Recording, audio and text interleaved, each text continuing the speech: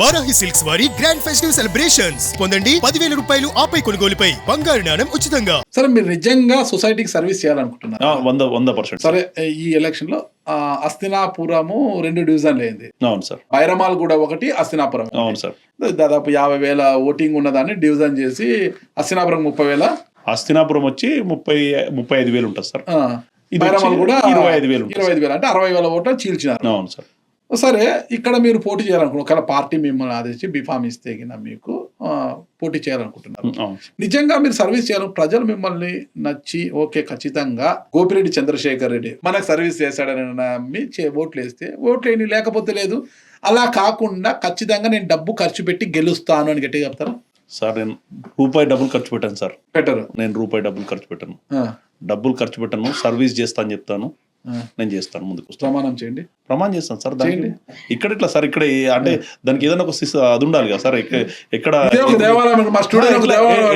Sir ఎట్లా అనుకుంటాను, మీ studio దేవాలయం అని ఎట్లా అనుకుంటాను? అనుకోరా మీరు? ఎట్లా అనుకుంటాను? నేను ఆ రోజు నామినేషన్ వేసే రోజు ఆ రోజు ప్రతిజ్ఞ చేస్తాను, నేను డబ్బులు ఖర్చు పెట్టానని చెప్పి. మీరు రండి ఆ రోజు, పక్కా సార్ తీసుకొని రండి సార్. అక్కడ ప్రతిజ్ఞ చంద్రశేఖర్ రెడ్డి నేను నామినేషన్ దాఖలు చేస్తున్నాను, ఈ ఎన్నికల్లో నేను గెలిచిన ఓడినా డబ్బులు మాత్రం ఖర్చు పెట్టను, డబ్బులు ఖర్చు పెట్టకుండానే ఎన్నికల్లోకి పోతాను సార్. దీంట్లో చిన్న మాట, ఎన్నికల నిబంధనలకు అనుగుణంగా ఎవరైతే ఎన్నికల నిబంధనల ఎంతైతే ఖర్చు పెట్టాలని అంటారు అక్కడ వరకు నేను పెట్టాను. అంతకు మించి ఒక్క రూపాయి కూడా చేస్తాను సార్. అదే చేస్తాను. అదే మన ఏదైతే ఎలక్షన్ కమిషన్ వాళ్ళు ఇచ్చే బ్యాంక్ అకౌంట్ ద్వారానే ఖర్చు పెడతాను, డబ్బులు కూడా బ్యాంక్ ద్వారానే చేస్తాను, యూపీఐ ద్వారానే ఖర్చు పెడతాను, దాని ద్వారానే చేస్తాను.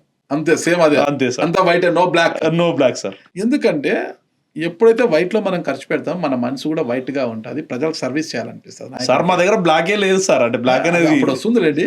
ఎప్పుడైతే బ్లాక్ తెచ్చి విచ్చల విడిగా మనం ఖర్చు చేస్తే గెలిచినప్పటి నుంచి కూడా మనం సంపాదించుకోవాలి. డివిజన్ లో ఏ ఇష్యూ వచ్చినా దాని మీద మనం ఇది చేసుకోవడం, ల్యాండ్ ఇష్యూ వచ్చినా నీకేంటి నాకేంటి, ఒక ఇల్లు నిర్మాణంకి వచ్చినప్పుడు పర్మిషన్లుగా ఉన్న నీకేంటి నాకేంటి, ఇవే వస్తాయి అనమాట. సర్వీస్ చేయాలనే ఆలోచన ఎవరికి రాదు. లేదు సార్, అట్లాంటి ప్రశ్నే ఉత్పన్నం కాదు. నేను ఎలక్షన్ కమిషన్ నిబంధనలకు లోబడే ఖర్చు పెడతాను సార్. ఏం చేస్తారు ఉపాధి కోసం, అంటే జీవన భృతి కోసం నాన్న సంపాదించిన ఆశలను ఖర్చు పెడుతూ పోతున్నారా, లేక ఇంకేదైనా?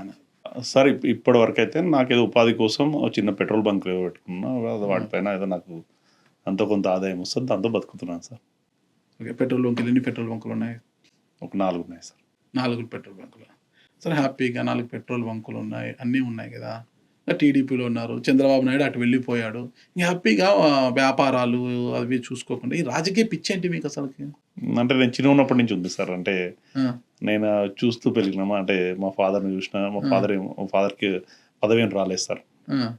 నాన్నకు రాలేదు కాబట్టి నేను ఖచ్చితంగా సాధించాలని కసి, అంతే కదా. ఓకే, పెళ్ళైందా? అయింది సార్. లవ్ మ్యారేజా? లేదు సార్, అరేంజ్ మ్యారేజ్. ఎంతమంది సంతానం? బాబు పాప సార్. ఏం చదువుతున్నారు వాళ్ళు? బాబు 9th క్లాస్ సార్, పాప 2nd క్లాస్ సార్. ఎక్కడ చదువుతున్నారు? బాబేమో Birla open mind school sir, పాపనేమో lotus lab school. Okay okay, చాలా గ్యాప్ ఉంది. అవును సార్, మధ్యలో పాప పుట్టి చనిపోయింది. ఓకే ఓకే, చాలా గ్యాప్ ఉంది. అయితే 2 పిల్లలు అయితే హ్యాపీగా ఉన్నారు. సరే, మీరు టీడీపీలో ఉన్నారు కదా, ఆ తర్వాత బీఆర్ఎస్ లోకి వచ్చారు. అవును సార్. బీఆర్ఎస్ లోకి వచ్చారు, డైరెక్ట్ గా కేటీఆర్ గారితోనే మీకు యాక్సెస్ ఉండేది. అలాంటి మీరు ఎందుకు ఉన్నట్టుండి బీజేపీలోకి వెళ్ళిపోయారు? అంటే ఐ థింక్ 2018 ఎన్నికల తర్వాత. అవును సార్. అయితే ఇక్కడ మీరు ఇక్కడ అర్థం చేసుకోవాల్సిన విషయం ఏంటంటే, ముందు నుంచి అంటే మేము బిగినింగ్ నుంచి మేము కాంగ్రెస్ కు వ్యతిరేకంగా ఉన్న కుటుంబం, దీంట్లోనే మొత్తం లాజిక్ అంత ఉంది. నేను చెప్పే లాజిక్ అంతా మాకప్పుడు అక్కడ మా లోకల్ పరిస్థితులలో సబితా ఇంద్రారెడ్డి గారు కాంగ్రెస్ పార్టీలో ఉన్నారు. ఆమె 2018లో గెలిచిన తర్వాత సబితా ఇంద్రారెడ్డి గారు, సుధీర్ రెడ్డి గారు ఇటు పక్కన రావడంతో మాకు కొద్దిగా ఇబ్బందికరమైన పరిస్థితి, తీగల కృష్ణారెడ్డి గారు ఓడిపోవడము, ఇబ్బందికరమైన పరిస్థితి ఏర్పడ్డ తర్వాత ఇంకా మేము బయటకు వెళ్ళాలనే ఆలోచన చేసుకుని పార్టీలో నుంచి బయటకు రావడం.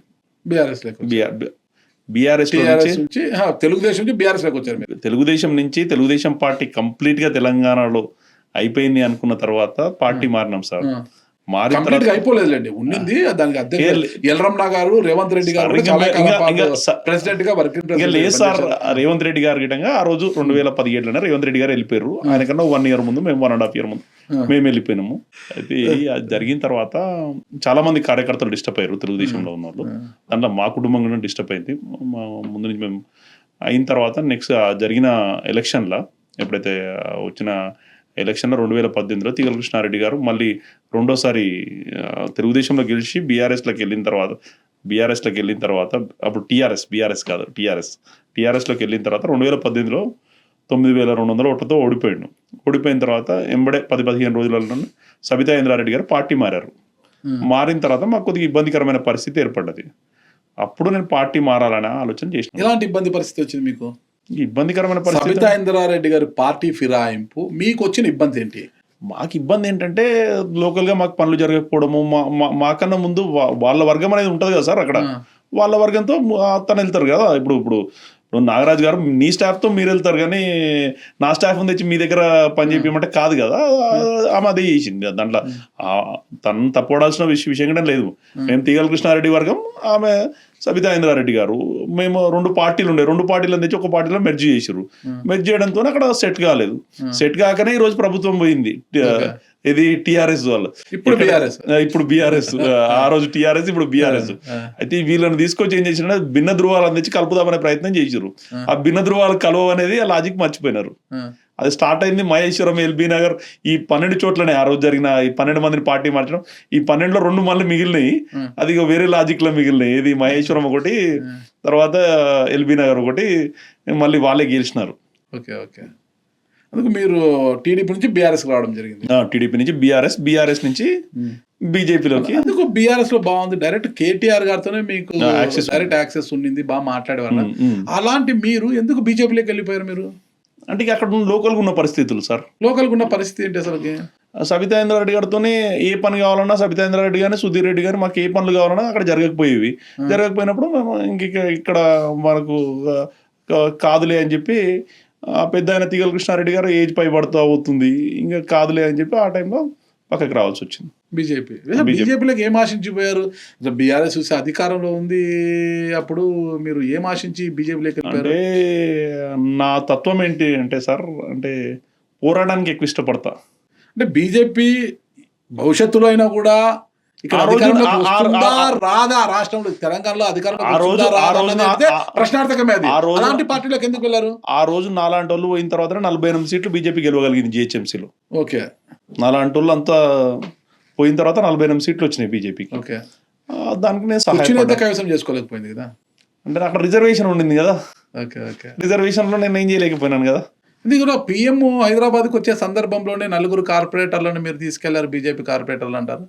అంటే పిఎం వస్తున్నాడని కాదు, ఆ రోజు పెట్టుకుంటే అదే రోజు పిఎం వస్తున్నాడని చెప్పి అనుకోకుండా జరిగిన సంఘటన. మేము అంటే 15 days ముందే ప్లాన్ అనుకున్నాము. ఆ 15 daysలో ఏమైందంటే, ఆ రోజు మేము ఏదైతే రోజు అనుకున్నామో అదే రోజు ఇక్కడ వాళ్ళ సమావేశం ఏదో ఉంటే ఆ సమావేశానికి పిఎం వస్తున్నాడు. అదే రోజు జరిగింది, ముందు రోజు. అంటే ఇంకా ఆయన రేపు వస్తాడు అనుకున్నప్పుడు ముందు రోజు జరిగింది. మీరు బీఆర్ఎస్ బీజేపీ లేకపోయి బీజేపీ నుంచి మళ్ళీ బీఆర్ఎస్ లోకి వచ్చారు. అవును. ఓకేనా? అది కాదని అడిగేది. ఫస్ట్ టీడీపీ నుంచి బీఆర్ఎస్ లోకి వచ్చిన మీరు బీఆర్ఎస్ బీజేపీలోకి పోవడానికి బలమైన కారణం ఏంటి? దేవిరెడ్డి సుధీర్ రెడ్డి కారణం, సుధీర్ రెడ్డి సబితా ఇంద్రారెడ్డి ఇద్దరు కారణం ఏంటి అసలు? అప్పుడు మీకు డైరెక్ట్ గా చిన్నబాబుతోనే కేటీఆర్ గారితోనే మీకు యాక్సెస్ ఉన్నప్పుడు ఉన్నా అంటే ఆ పార్టీలో ఉన్న వాళ్ళకి చాలా మందికి తెలుసు. ఈ పార్టీ మొత్తం నడిచేది ఎమ్మెల్యే పైన. ఏది బీఆర్ఎస్ పార్టీ ఎమ్మెల్యే ఓరియంటెడ్ గా నడుస్తుంది పార్టీ.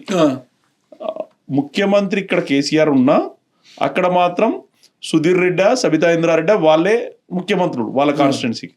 అక్కడ ఏది జరగాలన్నా, అక్కడ ఏ పనులు కాక నన్ను నమ్ముకొని ఉన్న వాళ్ళకి కానీ నా ఎంబడి ఉన్న వాళ్ళకి కానీ ఏది జరిగినప్పుడు తప్పని పరిస్థితిలో పార్టీ మారాల్సి వచ్చింది.